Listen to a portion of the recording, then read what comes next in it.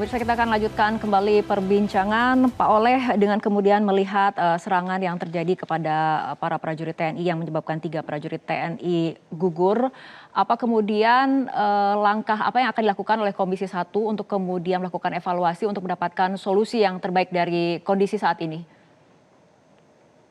Saya rasa DPR seluruh fraksi juga sudah menyampaikan di publik melalui media-media bahwasanya yang pertama harus dilakukan evaluasi, yang kedua juga harus mengambil langkah yang strategis bagaimana agar pasukan ini betul-betul ada dalam jaminan keamanan daripada PBB. Nah, perlu kita juga menggarisbawahi bahwa keberadaan kita di UNFIL yang ditempatkan di Libanon ini juga sifatnya sukarela ya, bukan wajib. Tetapi bukan berarti kami DPR juga mengindahkan atau melemahkan tentang soal kewajiban Indonesia dalam menjaga perdamaian dunia, tidak ke sana. Tetapi persoalan di Libanon ini sangat begitulah pelik gitu. Di samping juga karakteristik daripada Israelnya yang hari ini di backup besar oleh Amerika. Nah, oleh sebab itu saya rasa solusi terbaik adalah sembari melakukan investigasi, walaupun hasil investigasi itu juga tidak akan diindahkan oleh Israel, maka selama perang masih bergejolak antara Iran dengan Israel yang didukung oleh Amerika, saya rasa lebih baik ditarik mundur dulu.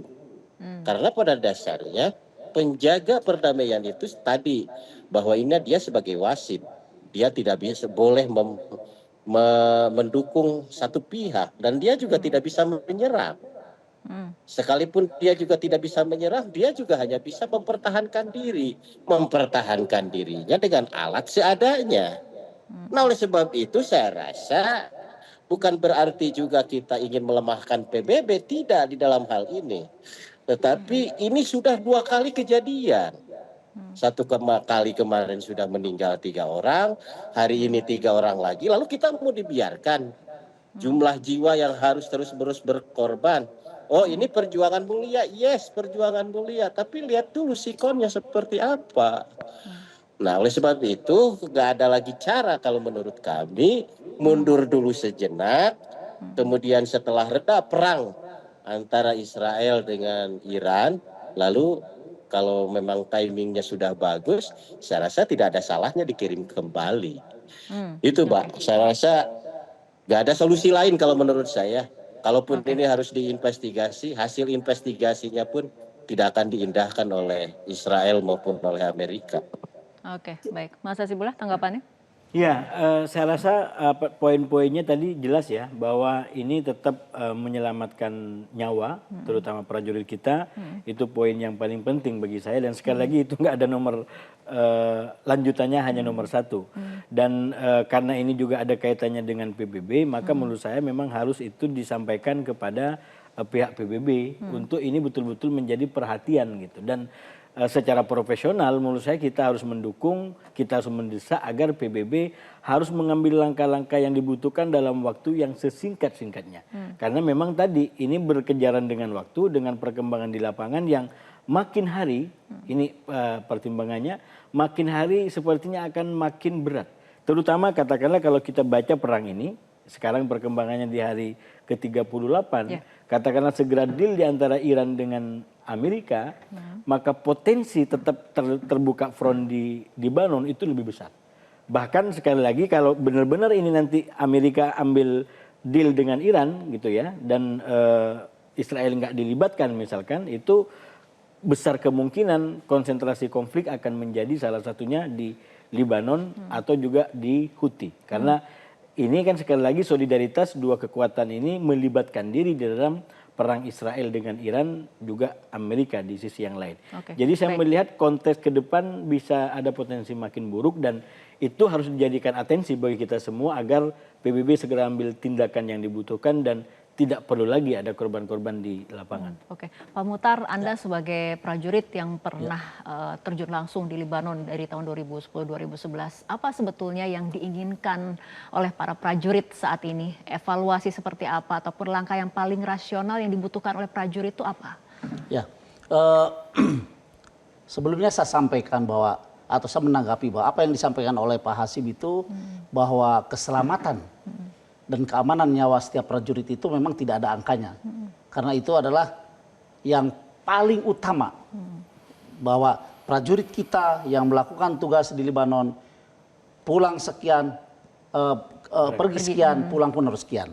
Tidak boleh kurang dari hitungan yang sudah diberikan oleh negara. Kemudian apa yang disampaikan oleh Pak Oleh juga saya sepakat bahwa pengiriman pasukan kita ke PBB itu adalah sifatnya sukarela dan hak bagi setiap negara yang tergabung dalam PBB. Tetapi yang satu yang perlu diingat oleh kita, bahwa dengan adanya peristiwa kemarin yang terjadi, yang menimpa pasukan kita yang ada di Libanon, menurut saya itu hal yang tidak mungkin tiba-tiba ditarik sepihak saja. Karena kita masuk ke Libanon pun atas dasar kesepakatan dan perjanjian dan Dewan Keamanan PBB. Berarti kalau kita mau narik pasukan harus seizin daripada PBB. Nah, hal yang dibutuhkan oleh prajurit sekarang di sana adalah bagaimana caranya PBB dalam hal ini UNIFIL betul-betul menjamin keselamatan dan keamanan khususnya kontingen kita, umumnya seluruh kontingen yang berada di UNIFIL. Dengan cara apa? Dengan cara yang tadi saya sampaikan bahwa masing-masing pihak menahan diri dan kembali ke barak masing-masing. Supaya perdamaian yang sudah ada bisa tetap dijaga. Demikian. Artinya harus mendesak PBB untuk melakukan jaminan keselamatan kepada para pasukan penjaga perdamaian itu sendiri dan mengupayakan perdamaian di daerah tersebut. Betul. Sebagaimana yang disampaikan oleh Menlu kita ya, Pak Sugiono, bahwa kita harus mendesak PBB untuk memberikan jaminan keamanan. Karena kita ini adalah bukan pembuat perdamaian, tapi penjaga perdamaian. Nah, dan pemerintah kita yang disampaikan oleh Menlu itu memberikan tenggang waktu pada PBB. Kalau memang dalam sekian waktu PBB tidak bisa menjamin keamanan dan keselamatan prajurit kita yang ada di sana, ya mohon dengan hormat kita harus undur diri dari PBB. Untuk dalam hal ini pengiriman pasukan. Karena misi-misi perdamaian itu bukan hanya mengirim pasukan saja. Banyak misi yang bisa dilakukan oleh pemerintah Indonesia dalam rangka ikut melaksanakan ketertiban dunia. Misalkan menjadi juru damai bagi pihak yang bertikai atau berperang. Kemudian sekarang kalau kita tahu bahwa Indonesia ada PMPP. PMPP itu pusat misi pemeliharaan perdamaian. Di mana PMPP ini bertugas untuk melatih seluruh pasukan dari negara manapun yang akan bergabung dengan PBB. Itu diantaranya yang bisa kita lakukan untuk ikut serta dalam melaksanakan ketertiban dunia. Oke, Bapak-Bapak, kita akan lanjutkan kembali perbincangan, tapi kita ikuti jeda berikut terlebih dahulu.